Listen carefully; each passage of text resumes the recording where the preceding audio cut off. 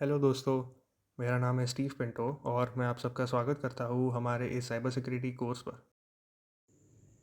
Hello दोस्तों, कैसे हो आप सब? Welcome back to another video. आज हमारा डे 82 रहेगा। लास्ट वीडियो डे 81 में हमने सीखा वेब सिक्योरिटी लैब्स के बारे में। आज हम सीखेंगे बेसिक्स ऑफ क्लाउड कंप्यूटिंग। पिछले वीडियो में हमने वेब एप्लीकेशन टेस्टिंग की ऑटोमेटिक पाइपलाइन को लाइव हैक करके देखा, लेकिन आज हम अपनी लोकल मशीन से बाहर निकलने वाले हैं। आज का हमारा टॉपिक है क्लाउड कंप्यूटिंग बेसिक्स। दोस्तों, चाहे आप एक डेटा साइंटिस्ट हो जो बड़े एआई मॉडल्स ट्रेन कर रहा है, या एक साइबर सिक्योरिटी प्रोफेशनल जो एंटरप्राइज एसेट्स को सिक्योर कर रहा है, आज के टाइम पर 90% एप्लीकेशंस लोकल सर्वर्स पर नहीं बल्कि क्लाउड पर डिप्लॉय होती है। अगर आपको क्लाउड के कोर मैकेनिक्स और सिक्योरिटी बाउंड्रीज नहीं पता, तो आप ना तो एक स्केलेबल सिस्टम डिज़ाइन कर पाओगे और ना ही उसे सिक्योर कर पाओगे। तो चलिए पूरा डिटेल में समझते हैं। सबसे पहले एक सबसे बड़ा मिथ दूर करते हैं। बहुत से लोगों को लगता है कि क्लाउड कोई बहुत ही अलग हवा में चलने वाली टेक्नोलॉजी है। सिंपल वर्ड्स में देखा तो cloud is just someone else's computer. ये बस किसी और का कंप्यूटर है जो एक बहुत बड़े हाईली सिक्योर डेटा सेंटर में रुका हुआ है और आप उसे इंटरनेट के ज़रिए रेंट पर यूज़ कर रहे हो।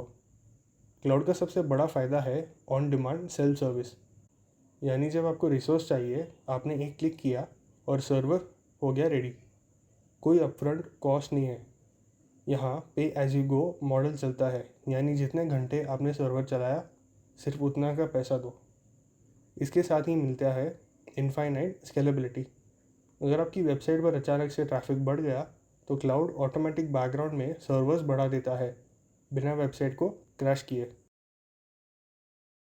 अब जब हम क्लाउड पर काम करते हैं तो रिसोर्सेज रेंट पर लेने के 3 मुख्य तरीके होते हैं, जिन्हें हम क्लाउड सर्विस मॉडल्स कहते हैं: IaaS, PaaS और SaaS। इन्हें समझने के लिए हम एक सिंपल एग्जांपल लेते हैं, पिज़्ज़ा एज अ सर्विस।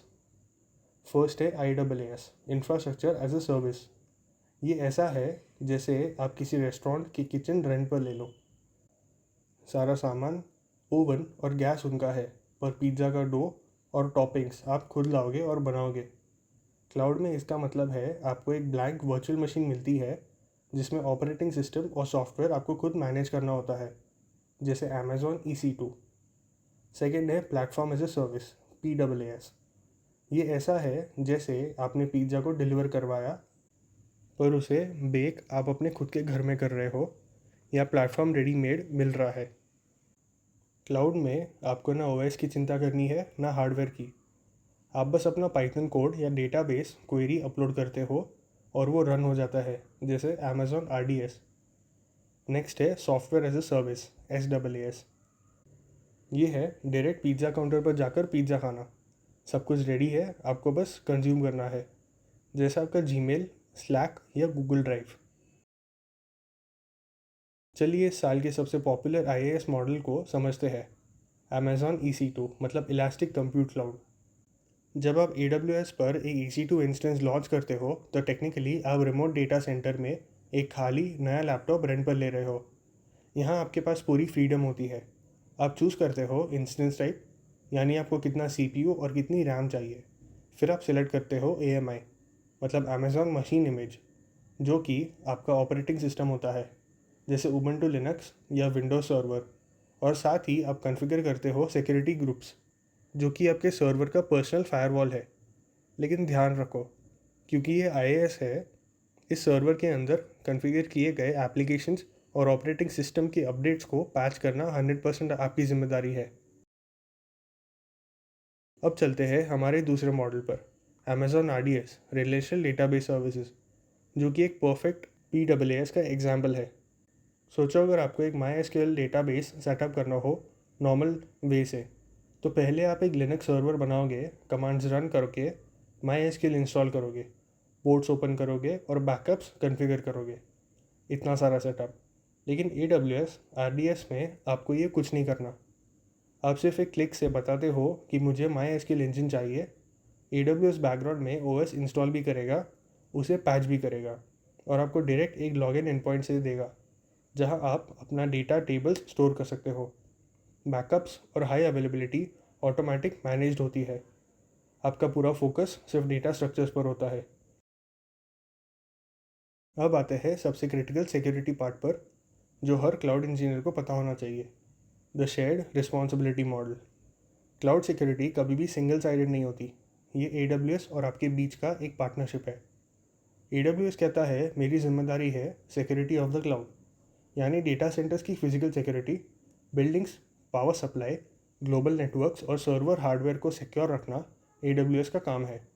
और आपकी जिम्मेदारी है सिक्योरिटी इन द क्लाउड, यानी जो डेटा आपने सेव किया, जो IAM यूज़र्स आपने बनाए, उनके पासवर्ड्स, आपका एप्लीकेशन कोड और फायरवॉल्स को कॉन्फ़िगर करना आपका काम है। दोस्तों, क्लाउड हिस्ट्री में 90% से ज़्यादा डेटा ब्रीचेस AWS के फेल होने से नहीं, बल्कि कस्टमर्स की गलत कॉन्फ़िगरेशन और लीक्ड एक्सेस कीज़ की वजह से होते हैं। इसलिए सिक्योरिटी बाउंड्रीज़ को समझना बहुत ज़रूरी है। तो चलिए अब स्लाइडिंग कंसेप्ट को साइड में रखते हैं और डायरेक्ट चलते हैं मेरे AWS मैनेजमेंट कंसोल पर। अभी यहाँ देखिए, ये हमारा AWS डैशबोर्ड का मेन इंटरफेस कॉकपिट है। सबसे ऊपर हमारा ग्लोबल सर्च बार है, जहाँ से हम किसी भी सर्विस को एक्सेस कर सकते हैं। और एक्सट्रीम टॉप राइट कॉर्नर में देखिए, ये हमारा रीजन सिलेक्टर है। मैं अभी वर्जीनिया रीजन में हूँ, यानी मेरे सारे रिसोर्सेज फिज़िकली US के डेटा सेंटर्स में लोकेट होंगे। सबसे पहले हम सर्च करेंगे EC2 और चलते हैं वर्चुअल सर्वर पैनल पर।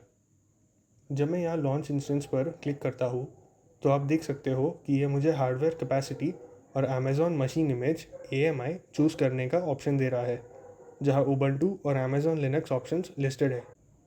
ये प्रूव करता है कि ये एक प्योर IaaS सेटअप है। अब हम वापस ऊपर आते हैं और सर्च करके देखते हैं RDS।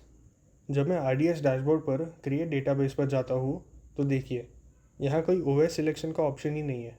डायरेक्ट इंजन्स है MySQL, PostgreSQL, Aurora। AWS backend server को खुद सिक्योर करेगा, जो इसको बनाता है एक कोर PWS फीचर। फाइनली मैं आपको लेके जाता हूँ IAM पर, identity and access management dashboard. ये वहाँ का सिक्योरिटी जोन है जहाँ हम यूज़र्स और एक्सेस रोल्स डिज़ाइन करते हैं। अगर एक डेवलपर ने यहाँ से अपनी सिक्योरिटी एक्सेस कीज जनरेट की और गलती से पब्लिक गिटहब रिपो पर पुश कर दिया, तो पूरा अकाउंट कॉम्प्रोमाइज़ हो सकता है। इस वॉकथ्रू से आपको समझ गया होगा कि इंफ्रास्ट्रक्चर और आइडेंटिटी एक्सेस कंट्रोल कैसे काम करते हैं। इस बेसिक वॉकथ्रू के बाद आज का कोई मिनी प्रोजेक्ट और टास्क बिल्कुल तैयार है। मान लीजिए आप एक स्टार्टअप के लिए एक आर्किटेक्चर सेटअप कर रहे हो, जहाँ पर आपको एक custom Python predictive machine learning script चलानी है एक मशीन पर। फिर एक कस्टमर डेटाबेस रिपॉजिटरी डिप्लॉय करनी है। उसके बाद आपको नोटिफिकेशंस भेजने के लिए एक readymade email platform API link करनी है।